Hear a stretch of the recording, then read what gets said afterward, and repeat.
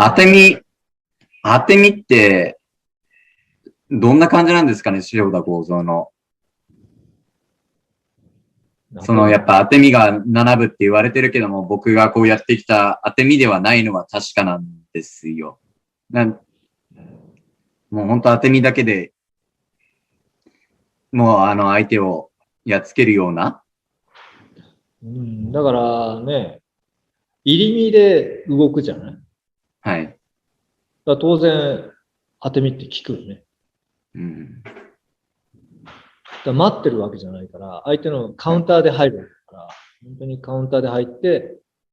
体を当てる。それが自分の、肘であったり、肩であったりとか、腕でもっていうのは、本当にはそのパンチだけが当て身じゃないよっていうのは本当にそうで。でも僕らとか実践底技とかを練習していくと、それをやっぱりやるよね。入り身投げにしても、その胸に入り身投げを入れるんじゃなくて、本当に手を巻きつけるように顔に入れて下に落とすとかっていうのもあったりとか、本当にいろいろ実践的には基本技にはないようにするよね、やっぱり。そう。だから僕らとかこっちに、本部は、基本を守るのが本部の仕事だ。変えないのが本部なんだと千田先生がおっしゃってて。でそれが本部の仕事なんだと。なるほどと思った覚えはあるんだけど、で僕、本部から出て、でこっちに来て、で、クイーンズランドポリスとか、ビクトリアポリスとかね、あとコマンド部隊とかに呼ばれてっていうか推薦とかで行って教えるときとか、やっぱり実践の合気道しか受け入れられないわけで、それをどう工夫してやるかっていうのですごく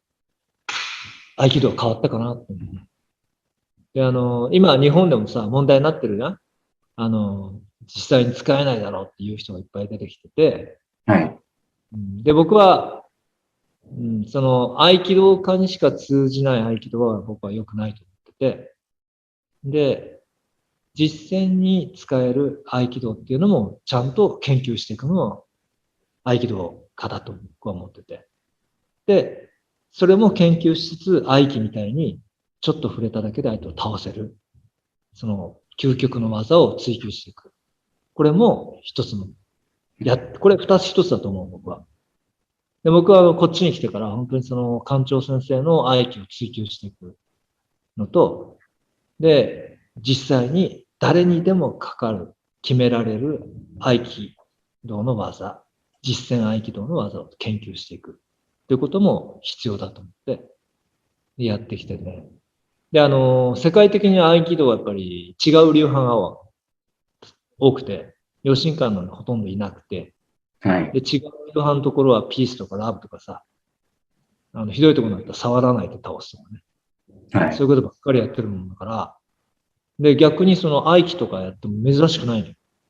のよ。だって触らないで倒す人がいっぱいいるんだからさ。そういう人が、ひょろひょろの人がさ、触らないで倒すとかさ、やってるわけよね。で、他の武道の人たちはそれを見ながら、あんなの武道じゃねえよって言ってるわけで。で、僕、ブリスベンに来て初めて言われたのは、カフェに行ってさ、で、コーヒー飲んで、で、ウェイターの人が何やってんのって言ったら、今から道場開くんだって話。マーシャルアーツの道場開くんだって。何やってるって合気道って言ったら、あんなの武道じゃないでしょ。すごいショックで。本部道場で、塩田幸三の下でやってきて、警視庁を教えてきてて、で、実践合気道って言われてる養親館の指導員だった本部の人間だったから、そんなこと言われるなんて思いもしなくてね。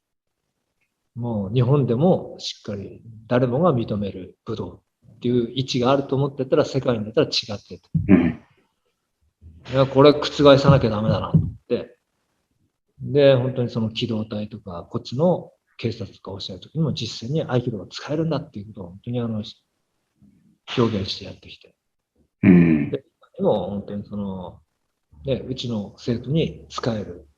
合気道っていうのを、実践合気道はこうなんだっていうのもやりながら、合気道ってはこうだよ。合気技っていうのは、合気っていうのはこうだよっていうのもやりですね。いろいろ二つ一つでやってる感じかな。僕は本当に日本の合気道家の方たちにもお願いしたいのは、そこでね、はい。合気道家だけにしか通じないことはやめていきたいと思うんですよ。はい。で、武道っていうなら武道家全員にかかる技。武道家の攻撃にも対応できるようにしておかなきゃダメだし。っていうのも思います。で、本当にその格闘技のやってる人にも納得できる合気道っていうのを作っていかなきゃダメだと思うんですね。っていうのがすごくあります。はい。これがね、本当に海外で見た感じかな。だから、うちの道場の生徒たちには本当に強い合気道っていうのは本当にしっかり教えてるし、で、本当にそういうのを実際にできるようにと思ってやってます。うん、僕も、はい。まあ、同じ考えというか、やっぱりこう、誰でもできる合気道も求めつつ、やっぱ実際どの相手でも、合気道界だけではなくて、誰にでもこうできるような、ものを、求めてますし、まあ、やっぱ塩田剛三の内弟子の人は、みんなやっぱそう思ってる方が多いなっていう印象で、で、そうですね。また、なんでしょう、僕の父と対談した動画がありますけども、見たよ。あの、あの父も、最後、正宏さんになんか言いたいことはありますかって言われたときに、やっぱ誰にでも通じる強さを求めろって言ってたので、まあ、もうそこがやっぱ、まあ、まあ一番重要であるし、うん。うん。だってね、僕らの塩田剛三の弟子としてはね、で塩田剛三の弟子、塩田剛三っていうのは本当に武道界でも第一人者だし、誰もが認める実力の方だった。その弟子がそれを目指さないでどうするっていう話だよね。だから本当に、まあ僕はブリスベンにいるから、そのブリスベンの人にもしっかり合気道を認められるようにしっかりしてい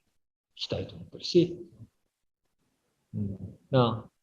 ぱりね、他の合気道はやっぱり、ちょっとね、いいんだけどね、すごく、ね、大先生の最後の方の合気道を学んでる方多いと思うんですよ。はい。それは僕は大先生は天才だったと思うし、で、天才の動きを凡人がやってはダメだと思うし、凡人が行ける最高の境地に行くのはいいんじゃないかなと僕は思ってて。はい。それは、それが僕は目指している塩田剛三の合気道と思ってるんです。だから神がかったようなね、ピストルの弾を避けられるかって避けられるわけないし、で、そういうことを目指してるわけじゃないかなと思って。だからそういう世界の人たちの技ではなくて、で、だから実際には警察で使える技とか、セキュリティが使える技っていうのが僕たちの目指してる、やってる合気道だと思う、ね。それは、警察で使える、セキュリティで使えるっていうのは、一般の僕たちが、ストリートに出た時に、何かあった時にパッと使えるっていうのは僕らのやってる合気道だと。これをしっかりと生徒にも教えてやっていきたいなと思ってるんですよね。大先生も塩田剛三も、当時の方が合気道は、まあ、より知られていないわけで、いろんな武道家を相手に、こうやってきたのと、また、大先生もいろんな武道をこうされていて、もうその晩年のその流れる動きだけじゃなくて、もともとは硬い、まあ、一つ一つの、もう大統領の、まあそうですね、万歳上げして、っていうこととかもやっていたわけですから、まあそこを省いてはいけない。で、そこはやっぱり養親感がこう残っていると思っていて、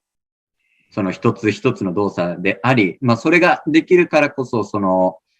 王先生の晩年の動きもできるんではないかなと思っているので、うん。まあだから、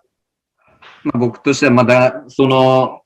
なんでそうなったかっていう経緯もやっぱ知りたいので、うん。まあ大統領とかもそうやってたりはする感じなんですよね。そう。いいよね。今いろんなことやってるよね。いろんな先あ、そ生もそう。うですね。すごいなと思ってもう、ね。今までの知あれは、識を全部なくしてお願いしますと。いや、すごいよね、それは。僕、あれ見てて偉いなと思ってね。で、あれ、吸収していって、で、今、まあ、30代でしょ。で、40過ぎぐらいになったら、だんだん自分のね、技になってくるから、すごくいい感じになるんじゃないかなと思って。いい財産になるなと思って見てる。YouTube 見ながら。